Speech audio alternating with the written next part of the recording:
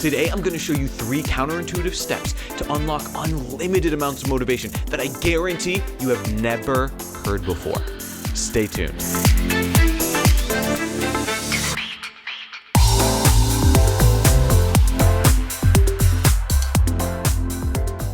Welcome to the Network Marketing Personal Development Show here on Finding Leadership Within, where you learn to grow yourself and grow your business. I am Gabriel Klingman, author of Opportunity Switch, as well as the $1 Million Employee and co-founder of Finding Leadership Within. And today we're going to talk about how to create motivation out of nowhere. But first, I want to warn you guys of something. This is not the type of video that I'm sure you're used to watching. When you hear motivational videos, you think inspiring, you think out of this world. And also impractical, unrealistic, and downright unhelpful for the long run. This is not that type of video. This is the real deal. This is hard, this is difficult, and these steps work. All I ask in return is that you hit that like button if you get any value from this at all, and if you want to keep hearing more from us, hit that subscribe button and let us know. Let's dive right in.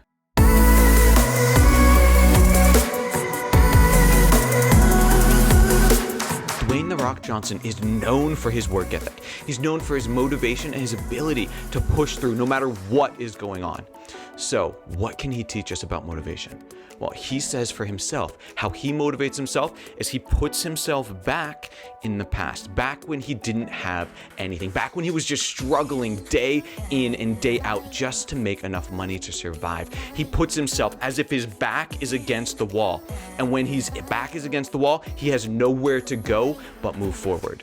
What he's teaching in that principle is that we are actually only motivated by 2 things, either pleasure or pain. And in fact, pain is a stronger motivator than pleasure ever can be. So today we're going to talk about the 3 painful situations that you can put yourself in order to create that motivation. We're going to talk about social pain, financial pain, and then future pain. The first situation is social pain. In 2012, the Journal of Biobehavioral Medicine did a study where they found that the same areas of your brain that light up when you're experiencing social pain are the exact same areas that light up when you experience physical pain. When your brain experiences social pain, embarrassment, humiliation, the same areas of your brain light up when you experience physical pain. What this means is your brain doesn't know the difference from a socially painful situation and a physically painful situation. Your brain has made this correlation that according to your brain, they are the same. I want you to experience this right now, just to prove this point. Close your eyes. Think about a previous situation where you were socially humiliated, right? A situation where you are just cringing, full of embarrassment. So what happens when you think of that? Your body gets tight, your shoulders raise, your muscles contract. The reason is because your brain is telling your body that you are in pain. Your body can't identify where that pain is, but your brain is still telling your body you are in pain, so your body is trying to react. This is why it's so uncomfortable. Now remember, we're more motivated to avoid pain than we are to pursue pleasure. So the question for your motivation is, how can I create a social situation that will cause me pain and create motivation in the moment?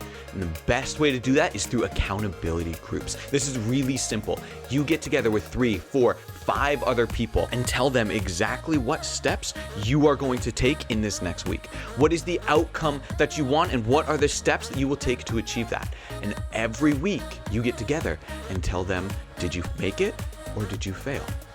Now, this creates a very socially painful situation because if you did not take those steps, you have to go and report to them, look them in the eye and say, I did not do what I said I would do. That is socially painful. That is motivating in the moment. Situation number 2 is financial pain. Now, there's 2 strategies that you can use right here. The first is if you have less responsibility and more disposable income. The second is if you have more responsibility and less disposable income.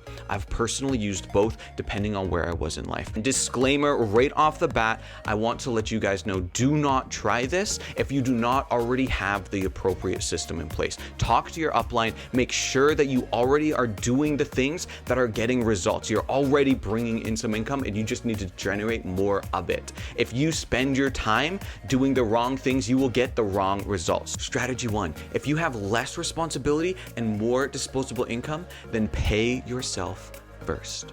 This forces you to find a way to pay all of your other bills with what is left over. Personally, I use the app Capital. I'll go ahead and leave a link in the description if you want to check it out, but it allows me to take 30% off right off the top. No matter what income I have, 30% off goes into a savings. I'm also able to round up on every transaction I do and take that money and put it into a travel fund. The reason why this works is because it forces you to have to find a way to pay all of the bills.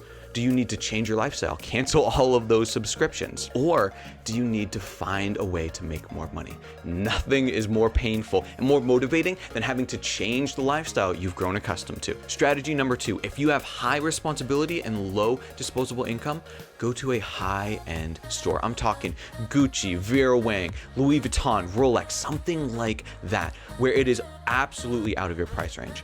And I want you to look around, find something that you absolutely love, something you could see yourself wearing or using all of the time. Try it on, put it on, see yourself in the mirror, envision yourself wearing this, really fall in love with it, and then ask how much it costs. And be prepared to get rejected. It will be way out of your price range. It will crush you when you realize that there is no way in hell that you could afford that. And now every month, go back and find something else. Try it on, envision yourself doing it, and then ask the price. This will light a fire under your butt to do what you have to do to make your success happen. I personally did this when I went and test drove a Tesla. At the time, I was working at Starbucks, barely making more than minimum wage. And I went to a Tesla and test drove the Model S, and I fell in love with it. And it was exactly the fire under my butt that I needed that allowed me to double my income by leaving Starbucks. Situation number 3 is future pain. Most people have an idea of what they want, but they never actually take the time to write it down. They never clarify and put in the details of what that would look like. And what you write down, you focus on. What you focus on becomes your reality. Now here's a clip from Jordan Adler explaining the importance of writing your dreams and goals down. Wrote them down. I didn't believe they were possible. That's the first step. So when you write down your dreams and you just focus on it on a regular basis, your subconscious mind will figure out the resources, the people, it'll lead you to the people that you need to meet. Now, before you ask, absolutely, we are more motivated by the avoidance of pain than the pursuit of pleasure. So why are we talking about pleasure? Because we are about to talk about what your own personal slice of hell will look like. And if we don't balance that with your own personal slice of heaven, it is very easy to spiral. So here's what we need to do. I want you to sit down and write down what your own personal heaven will look like. If you achieved your dreams and your goals, what will that look like? Make it visceral, write it in detail. Where will you live? What will you be doing? How much time will you be spending doing what you're doing? What will you do in your free time? Most importantly, who is the type of person that you will be?